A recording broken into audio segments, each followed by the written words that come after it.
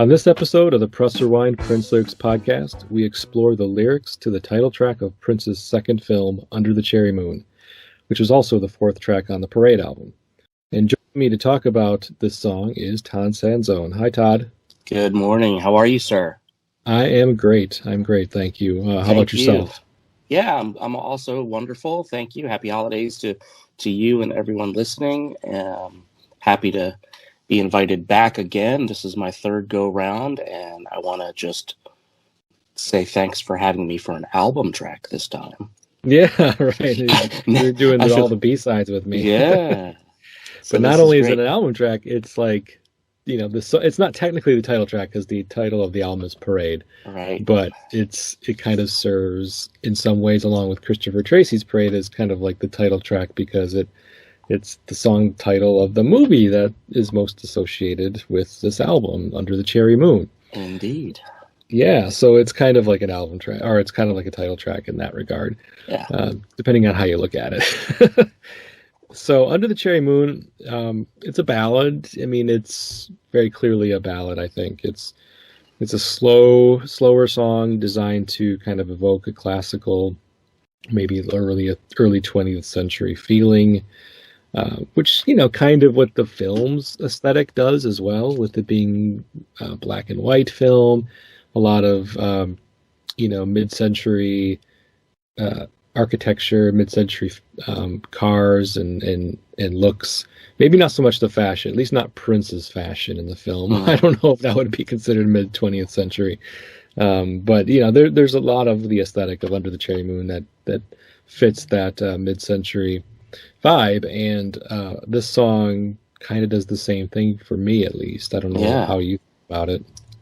I feel exactly the same. For me, this song, above all the others on the album, kind of encapsulates the feel of the film, the whole vibe of this era. This, the black and white, the retro feel, the classical nature in the film sense. I think to say what you will about the film, but for me, it's always been sort of a classic, at least an attempt at a classic buddy screwball comedy with a romantic storyline built in as well. So, and this song is so classical in its sound, and it just draws out those images in the music, I think. It does. The song itself, Under the Cherry Moon, kind of feels very theatrical to me. Mm-hmm. The song is featured in the film as well. It has a moment in the movie, just like just about every song on the album, and it has a lot of elegance to it. The song itself has a lot of elegance to it. It also seems to intend to offer a level of sophistication that Prince's music maybe wasn't thought of as containing before this. Around the World in a Day had some moments, but it was pop music for the most part, pop and funk and R&B music, and with certain albums had a lot of rock elements as well. And then to throw a song, or this whole album really, with the adding some orchestration to it, and that just kind of upped that sophistication meter a bit, on some of these songs. This one is a very clear example. There's other ones like Venus de Milo and Do You Lie, which kind of go back, and of course Sometimes It Snows in April, and mostly they're slower songs. So it's like the slower songs are a bit more matching the feel of the film than maybe some of the more upbeat songs that don't really quite have the same tone as the movie, but they still fit in the film because of the characters and because of Prince's character as Christopher Tracy and then Tricky. They have a very playful relationship with themselves and of course with the audience. So the more upbeat songs seem to fit their characters more, while the slower songs are more along the lines of the Christopher and Mary type narrative of the plot. Mm-hmm. All right, so with Under the Cherry Moon being the fourth song, it's the last of that four-track kind of sweep that starts off the album. Yes. And the drums used in this that were all kind of the tying thread between the four tracks. It's not as noticeable in the song because it's so slowed down, because they had to slow the drum track down significantly to match, the song's structure and how it's designed as a ballad and written as a ballad. So it's not as easily noticeable, but it's there if you're really paying attention. I don't know if with this being part of that four-song suite, it's like the closure, the last piece, and I like it for that. I like how it ends with this very slow kind of melodic ballad with a lot of theatrics in it in terms of the lyrics, which we'll be going through very soon. And as far as this song, Todd, you chose this song for yourself to participate on this podcast. Yep. What's your thought about this song overall in general? So first I'll touch on, and what you just said and carry that forward. When I was, let's see, how old was I when this album came out? I was 14 years old. And as a 14-year-old, I had no knowledge of, or I was never privy to the recording process for this album, right? So it never occurred to me that, Prince played the drums for these first four tracks straight through, whether they were live drums or a machine or a combination of both. But the story that I've heard is that he laid down the drum tracking for this song along with the previous three in sequence without stopping. Mm-hmm. And then he laid on the other instruments likewise. So anyway, I wasn't privy to that. And yet my ear told me that this was the completion of a suite of songs. Like, I always considered the first four songs on this album to be kind of one long song almost. So in that sense, it's always been sort of interesting to me. Now, when you get to the song itself, I've always loved this song. And just as an album as a whole, even more so for me than Around the World in a Day, this is a quirky little bit of music, this whole album. It's just a quirky, mixture of sounds. But it works, and it works so well, and I loved it from the get-go. And this song in particular, as I said earlier, it just sort of brings out the whole flavor of the period for me. And so, in that way, it was always special to me. Mm-hmm. I don't know that I would sit down and say, okay, this is in my top 10 Prince songs or anything like that. I rarely do that anyway, but I don't think it would be there. And yet, I love it.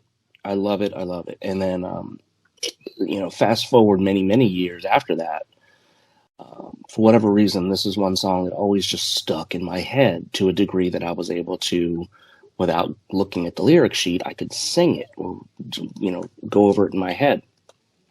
And it became one of a short list of songs that when my daughter was born, I would sing to her when she was an infant in order to calm her as well as keep myself awake at 3 a.m. while I was feeding her. And then when she got to be a little bit older, it just became one of those songs that I would continue to sing to her just because she liked to either read or sing to calm her down before she went to sleep as a toddler.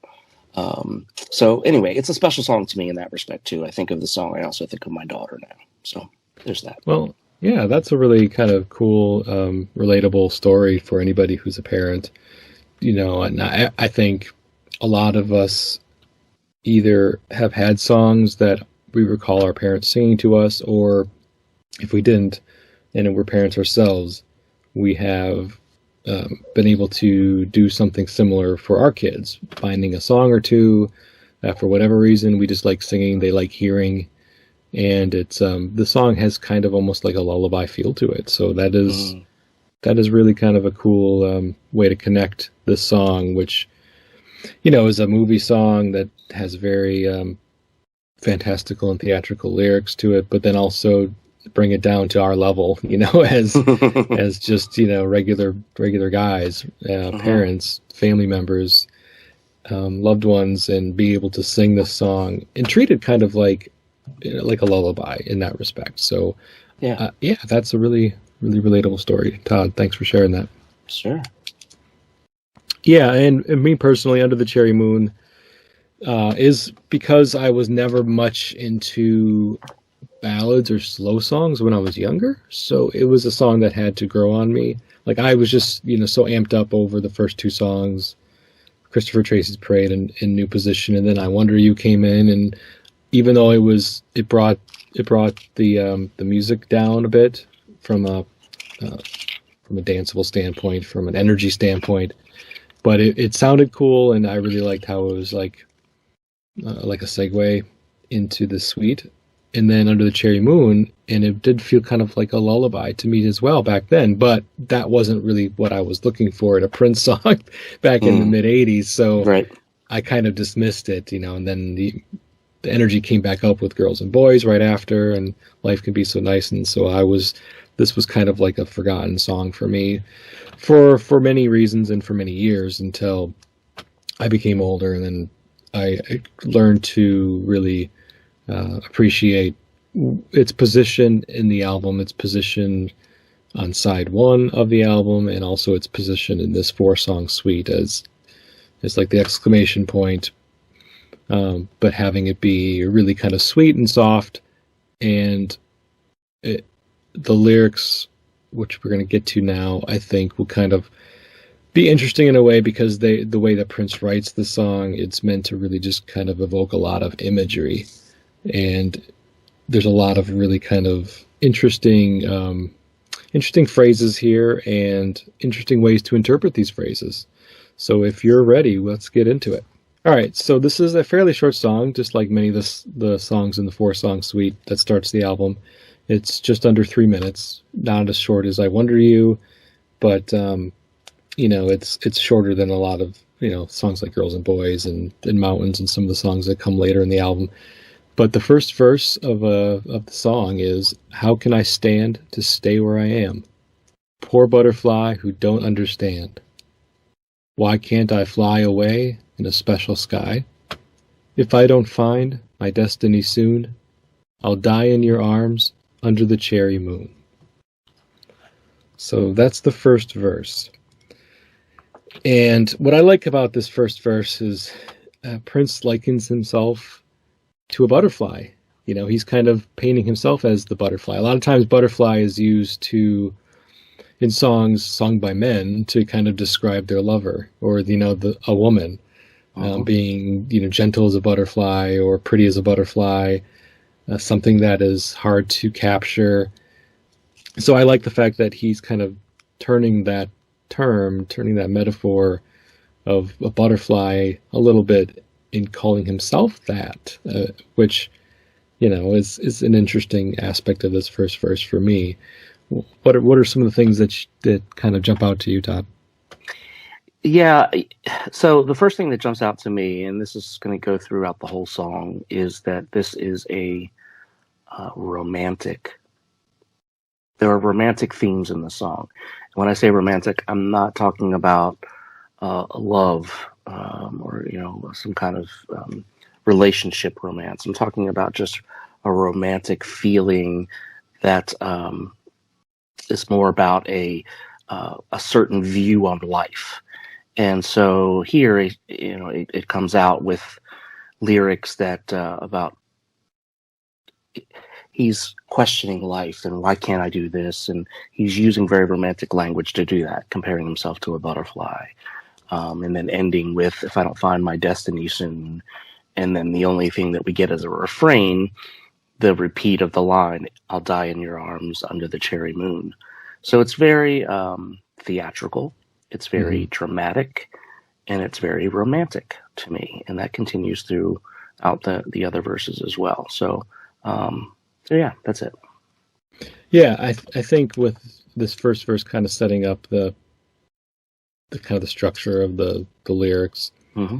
He's asking questions here in this first verse. and it's like they're rhetorical questions. He's like almost like asking himself, how can I stand to stay where I am? Why can't I fly away in a special sky?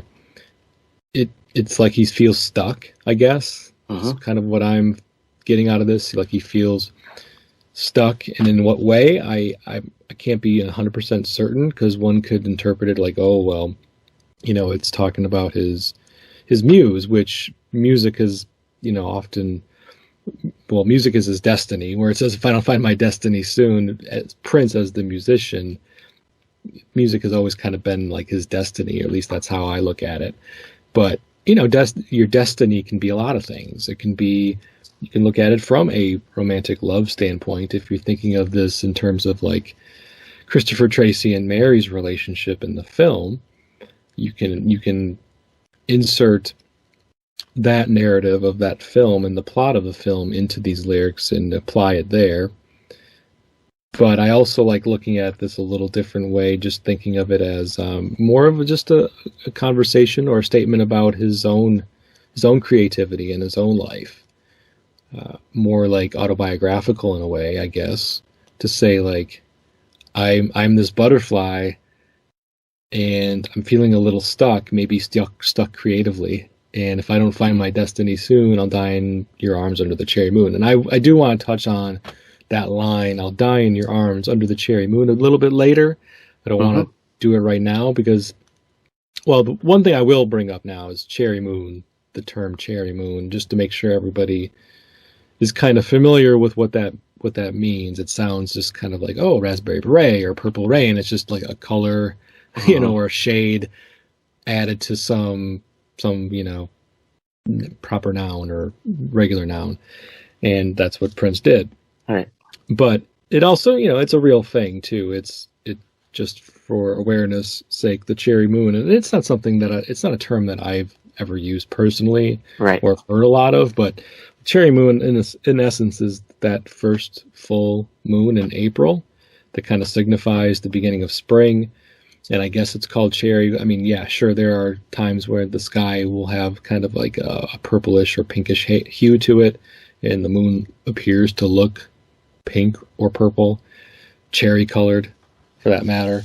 But I think it also was called the cherry moon just because of the significance of the flowers blossoming and, color coming back to our earth, anywhere in the parts of the world where you have 4 seasons, and you have, a clear winter and spring and moving into spring, and how the plants start to blossom and bloom again, and cherry was often used to kind of represent that springtime, the beginning of spring. And so that's really where cherry moon, I believe, originated from. And so for Prince to use that and kind of apply it to this song, the movie, and then tie it back with Sometimes It Snows in April, like this whole thing just screams spring, Yep. The whole album screams spring, even though it took place in France. The movie took place in France, and I've never been to France, so I don't really know, and I'll have to lean on some of my French listeners. What's spring like in France? Does it depend on what part of France, like it does in America? Have to give me a little bit of a more context behind spring in France, or if that was just kind of well, I want this movie to take place in France, but even though I'm writing it and singing about a northern Midwest season experience. So right, yeah. So I will say that I had that thought about Cherry Moon in my notes as well. So there you go. We're on the same page. Cool. I will also say, bringing it home again and making it a little bit more personal. Again, as a 14-year-old, I really didn't give it a whole lot of thought. I just loved the album and the song, right? So, but I will say, as time went on, this is one of my favorite albums to listen to in the car when the weather starts to get warm and I'm able to roll the windows down and turn it all the way up. Like, this is a springtime and early summer album for me. It just always has been. And maybe it's due in part because it was released in the spring and I listened to it a lot in the spring of 1986. I don't know. But even today, I love throwing this album on in the car rolling the windows down and letting it blast. So it has Yeah. that springtime tie-in for me as well. Yep, absolutely. And I'm the same. I'm the same with that whole springtime feeling. I remember Kiss being on the radio in the spring, because I don't know if it was Easter or what, but I remember coming back from church service with my parents, and we were listening to the radio on the way home, and it was the top 40 countdown, Casey Kasem, and I think Kiss had just hit number one. But I remember it being spring, because he was either right after Easter or right around Easter time. I don't exactly remember. Yeah, no, I think And I you're would right. have to go back to the spring of 1986 to find out when Easter was that year, and et cetera, to really get down to that. But yeah, no, this is a spring album for me as well, for sure. Nice. Always will be, always has, and always will be. And I don't think that you have to know what a cherry moon is in order to really enjoy this song, because it really doesn't matter, right? So when you hear the line, "I'll die in your arms under the cherry moon," you just get like this vision of two people under the moonlight, and you imagine that the person saying it's a cherry moon just because of, it's big and bright, but that's not really what it's, that's not important. That's not information that you have to have at your disposal in order to appreciate the line and to appreciate its poetry, I guess, is what I'm trying to say there. Yeah. All right, so then the second verse goes, "I want to live life to the ultimate high. Maybe I'll die young like heroes die. Maybe I'll kiss you some wild special way. If nobody kills me or thrills me soon, I'll die in your arms under the cherry moon." And then after that, there's goes into like a musical break, a short musical break, and then you kind of hear Prince saying, "And that's all right," under that musical break, which I never really tied together with the lines before, but when I'm reading them, it has, "And that's all right," right after "I'll die in your arms under the cherry moon," but in the song, there's a fairly significant pause with just music before he says, "And that's all right." So with the second verse, it kind of follows the same structure. And he's really, once again, singing the song from a first-person perspective. "I want to live life to the ultimate high. Maybe I'll die young like heroes die. Maybe I'll kiss you some wild special way." A lot of I and me here. It's really singing it about himself and about his feelings, the narrator's feelings. And for me, the second verse even amps up the drama, even more so than it did in the first verse. A lot more drama here, talking about kill me and thrill me and kiss me, or kiss you, I guess. So what about the second verse do you like, Todd? Yeah, you're exactly right. It just builds on the drama, and this verse maybe more than the others. I kind of get the image of Prince not necessarily talking directly to his lover, but rather just sort of thinking aloud in her direction. And I get the picture of him just like laying in a field, looking up at the clouds meander through this blue sky, and just thinking and envisioning things, in his uber romantic kind of way. I'll die young like heroes die, and that's a sad line when you think about it. But of course, then it was just him being dramatic. "I'll kiss you in some wild special way." That almost evokes lyrics from "When Doves Cry" for me. "Kills me or thrills me soon." I don't know. Again, I love it. It just carries forth that whole dramatic and romantic theme for me. But again, I feel like he's just thinking aloud, not necessarily talking to his woman. Yeah, me too. While this song is meant to, and like you already mentioned, be romantic, but it's not the same kind of romantic that a lot of people think of when they think of a romantic song.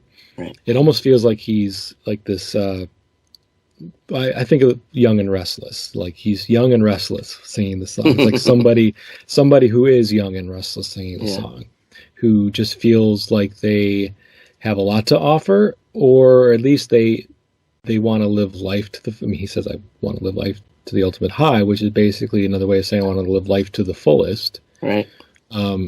I want to participate in everything that life has to offer me.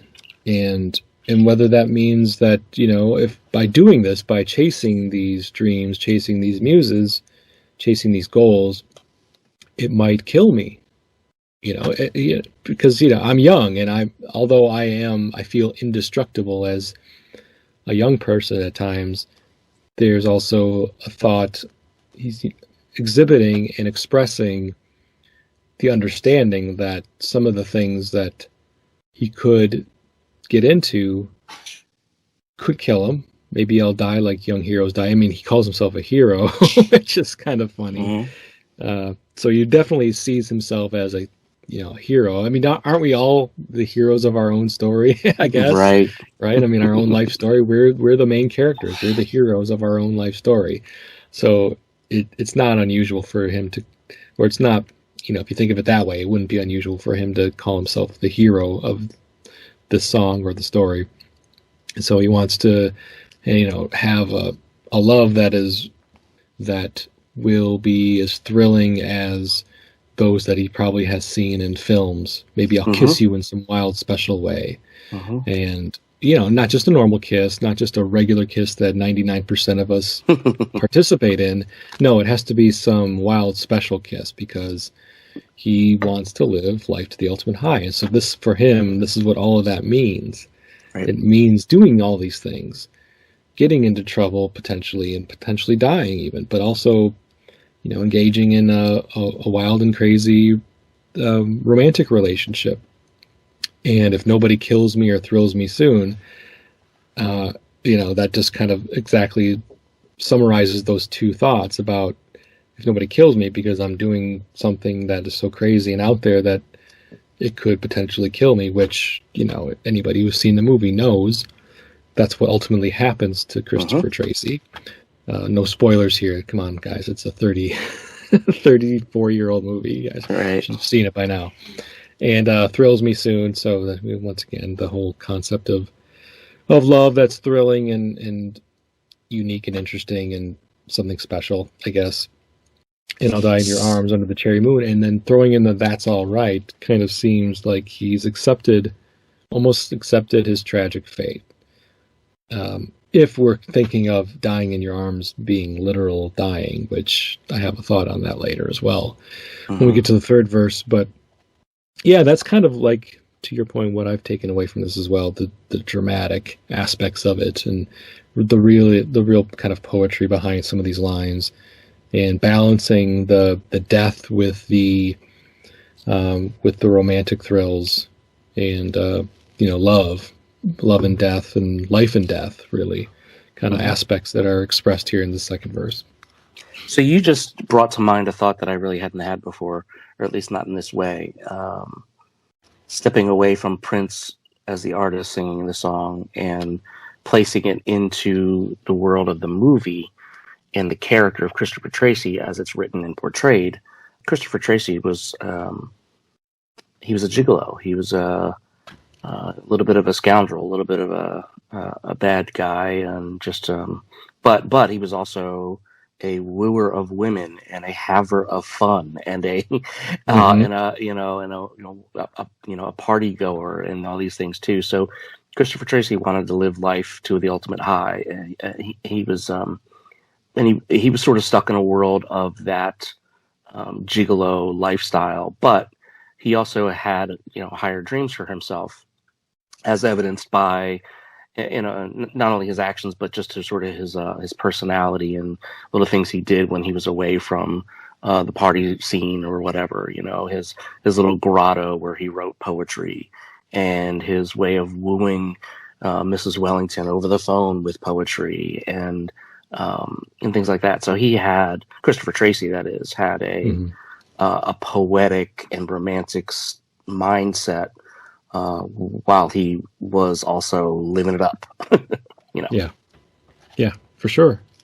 He definitely, his character in that movie really balanced those two sides of a scoundrel and a scamp with a poet and a lover. And not just the superficial love, but he had obviously the capability of a much deeper love. He was using the superficial love to, to maintain the lifestyle that he wanted to live and to have fun, because it's all fun and games until you meet somebody who who changes that perspective for him. Uh-huh. And yeah, that balance and his inability to maintain that balance is what ultimately did him in the film. But yeah, that's why the second verse almost the most for me most feels like fitting of the plot of the film, if you think of it that way or choose to think of it that way. Mm-hmm. All right, so then after the short musical break, we get the final verse of the song, and it goes, "Lovers like us, dear, are born to die. If they don't find us, what will we do? I guess we'll make love under the cherry moon. I'll die in your arms under the cherry moon." Okay, so the third verse is shorter than the other ones. It's just kind of like the outro verse, or the punctuation at the end of the song. Repeats, the whole tragedy part of dying. Lovers like us, dear, are born to die. And he mentions death again, as he did in the second verse. If they don't find us, what will we do? So with that line, if they don't find us, I'm not sure who he's referring to, though, with if they don't find us, unless I'm just thinking of it as the movie again, and they meaning like if Christopher and Mary are running away from her family. So you can think of it that way. They're running away to be together, so that they could be just those, Mary's family, if we're thinking of it from the plot standpoint, or just anybody who is trying to get in the way of love, get in the way of this romantic situation that he finds himself in. Because here he's not just talking about, he does say I a couple times, but he mentions somebody else, again here, like he did with Maybe I'll Kiss You in some wild special way, but the you could be anybody. I'll die in your arms, once again, could be anybody. And so we have to just kind of assume that he's speaking about the same person if we're talking about the song structure from verse to verse to verse. Lovers like us, dear, are born to die. And then finally, the I guess we'll make love under the cherry moon, and I'll die in your arms under the cherry moon. So this, reading these lyrics, I finally had a different thought about what dying in your arms under the cherry moon could mean. So, and I'll have to ask you if you ever thought of this as well, but so death has the literal meaning of ending of life, but then it also has an alternate meaning, more of like an expression, little death, or la petite mort in French, to kind of be that experience that one feels post-orgasm, like the whole weakening of consciousness. And so then I started to think, if he means I'll die in your arms under the cherry moon, is he really just talking about orgasms? Like, having sex outside under the cherry moon, if we're thinking of it literally, and I'll die in your arms is just a really kind of expressive, poetic way of saying, we're going to make love. We're going to have sex under the cherry moon, and I'm going to die in your arms. Just a thought I had there after reading this verse, finally. Yeah, I like it. I like it a lot. I don't know. Yeah, I can see that. I like it. Now, I had a different thought as you were reading the lyrics a minute ago, and that is just ears. Sort of, not quite so metaphorical in that sense, but just, to be romantic. And now I'm spinning it the other way now. I said romantic earlier, not in a love way, but let's talk about romanticism now in a relationship. And to be in love, it has been said, is like flirting with heartbreak. Because if you're really in love with somebody and it goes sideways, it could really hurt. And so I get from the lyrics, I'll die in your arms, that, I want to be with you even if it kills me. even if ultimately it doesn't go the way I want. I'm willing to risk it. I don't know. That's sort of my take on it.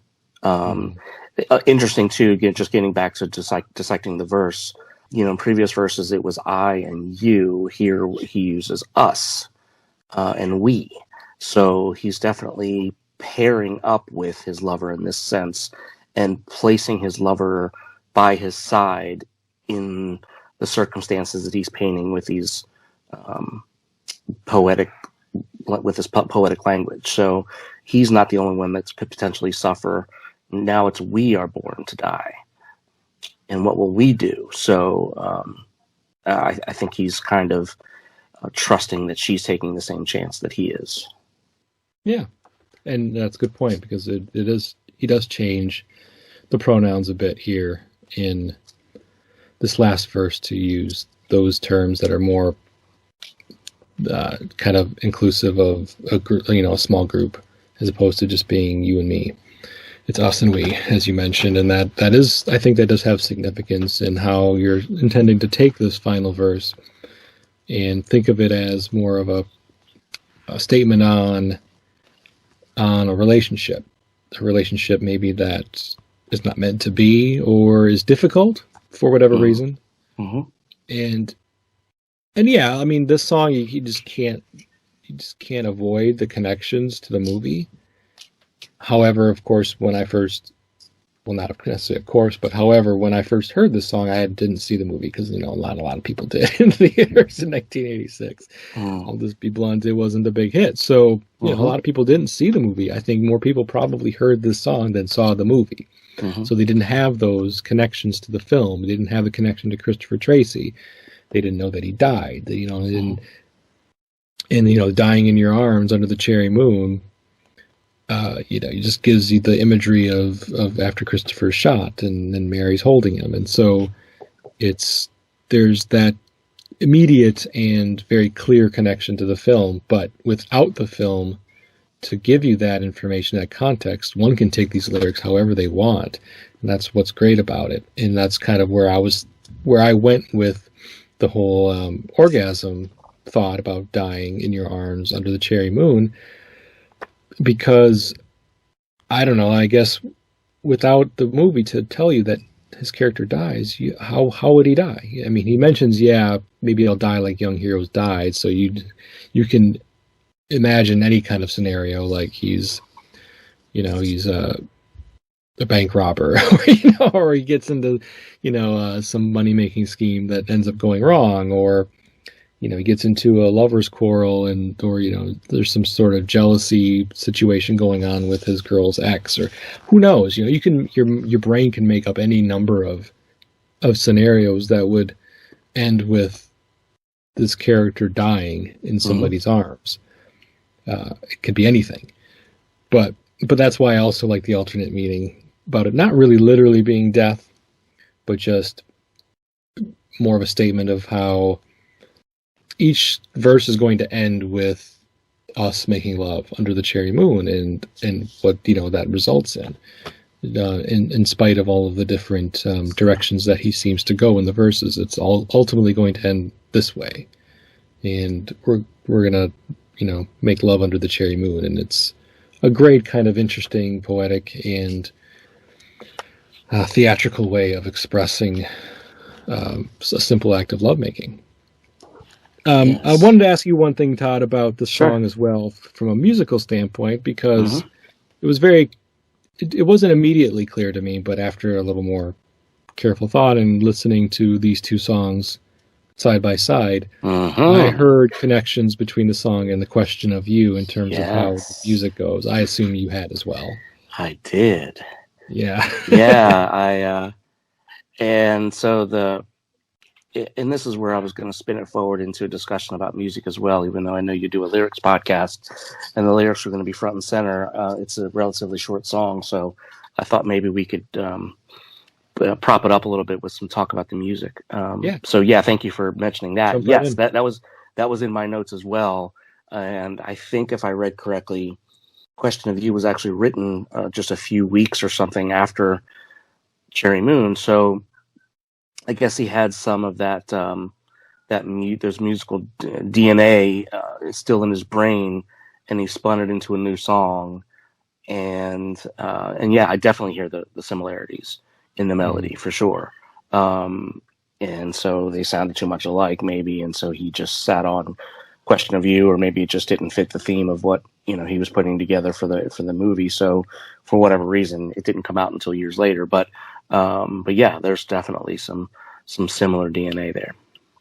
Yeah, not only came out years later, but came out on his next movie that his next fictional movie, that concert movie.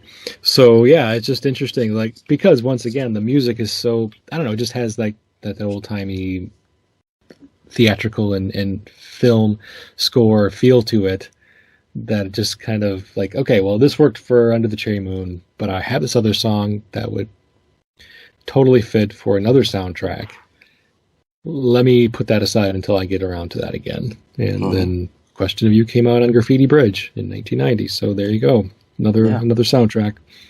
Same kind of vibe. But the two songs, even though they have that similar musical DNA, as you mentioned, they have a lot of similarities that way, but they're also two very distinct songs in their own way, which is great, because otherwise it would be just like Under the Cherry Moon Part 2 or just a retread, and people wouldn't necessarily think of as highly of Question of You, I don't think, if they felt like it was just a redundant Under the Cherry Moon sequel. Be interesting to see if they ever get around to a Graffiti Bridge Super Deluxe, if that original recording of Question of You shows up on there, and how similar it is to Under the Cherry Moon, because he most likely re-recorded it in 89 or 90 to fit that album, so it could be quite different, even though you can still hear the melody in it. So anyway, yeah, that'll be neat to hear if it ever shows up. Yeah, it certainly would, and we can just hope for that someday. I'm still looking forward to a potential Parade Deluxe, because I'd like to hear all of the songs from this album that had the original. Well, I mean, you've got the original versions that were very stripped down. Then you had the versions that had all of the Claire Fisher orchestration and the embellishments there. But then many of them were also stripped down from that as well. And there is a version of this song that does have more orchestral swells in the beginning and during certain portions of the song. I actually like that version pretty good. I think it mixes and sounds well, or sounds good. I think Prince did a good job of editing, I think, for a lot of these songs, because especially with New Position, that was one that had the orchestration that just didn't work.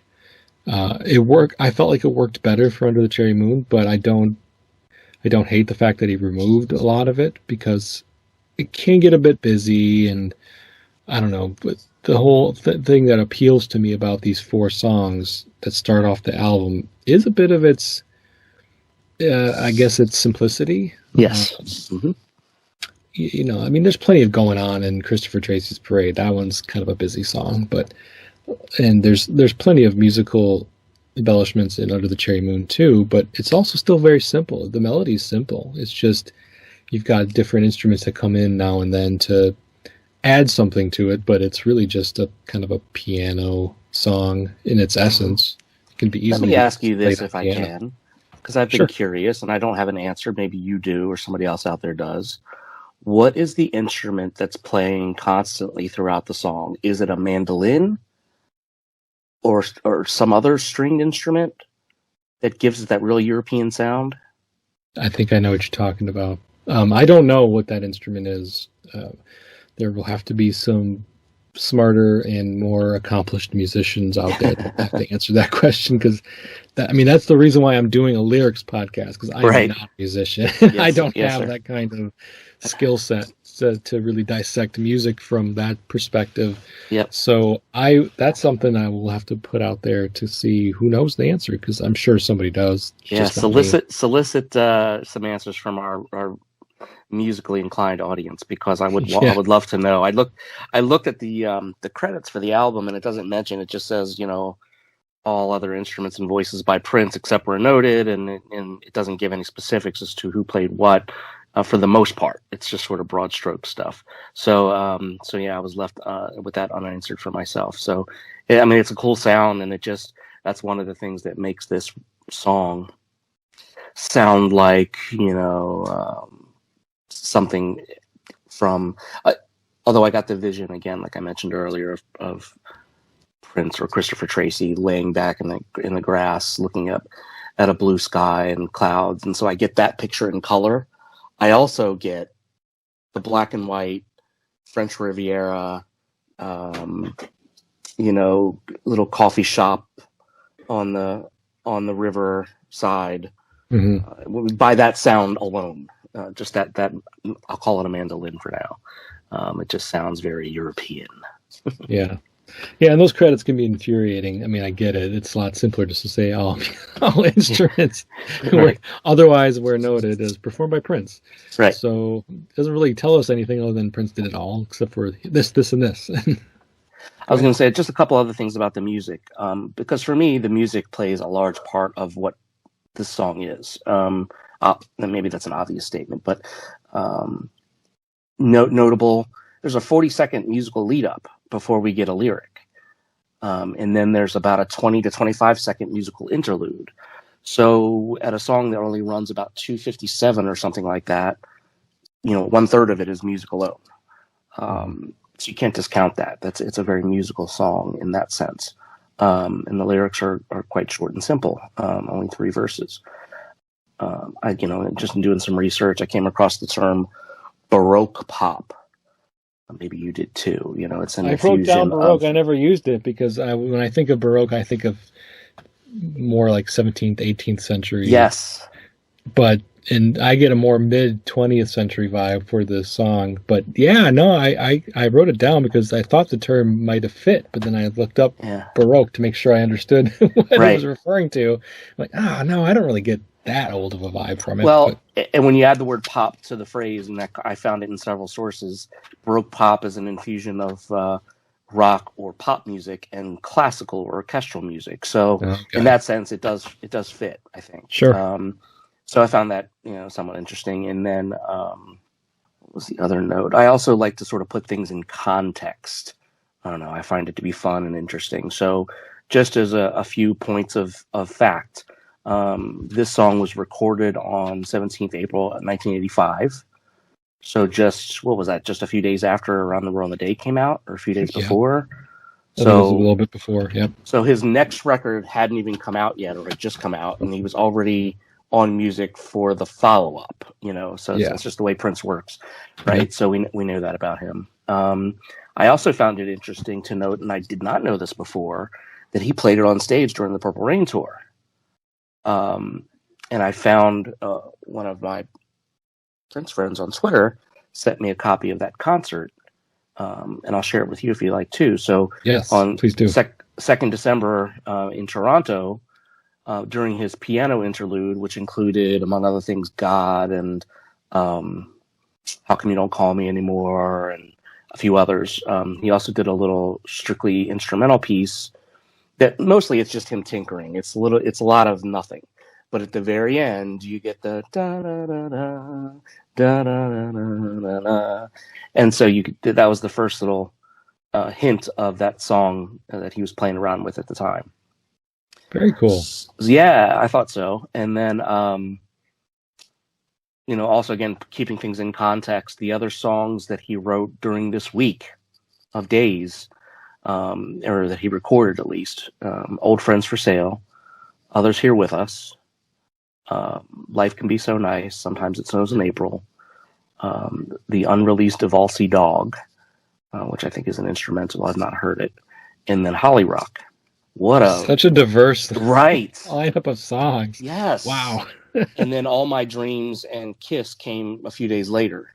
So yeah, what a diverse bunch of songs, huh? Yeah, for sure.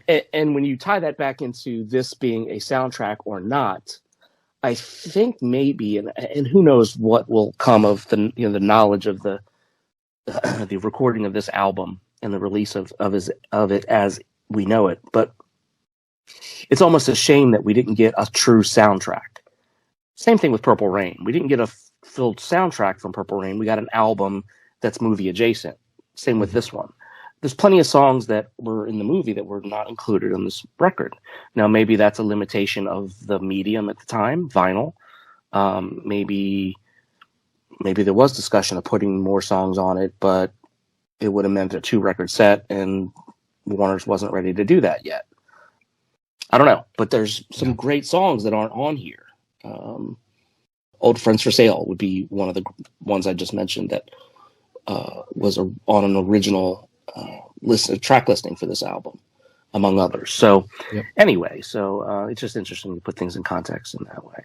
Yeah, and that's where I think a nice super deluxe or even deluxe edition of Parade would include like a reconfigured version of it that is more soundtrack in definition than Parade ended up being, minimally, or just give us the songs that, were some of the songs that were in the movie that didn't make the soundtrack because they were just, pieces of music, but that there's a full song out there, even if we only got, a handful of seconds of it, a background of a scene, that there's a whole song out there, and we want them. That's what we're hoping for at some point.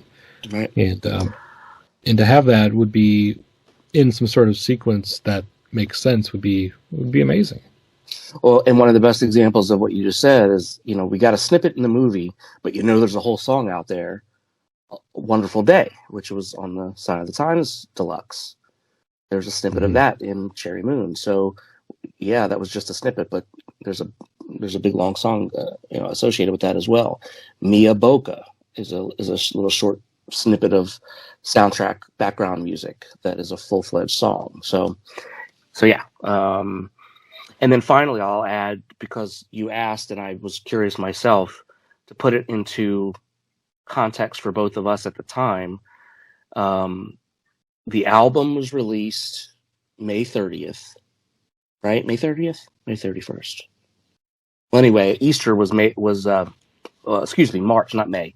March 30th. Easter was March 30th that year. Okay. I looked it up. And then Kiss had been released 2 months earlier. So it had a full 2 months to get embedded in our skulls as a classically hit pop song. Yeah.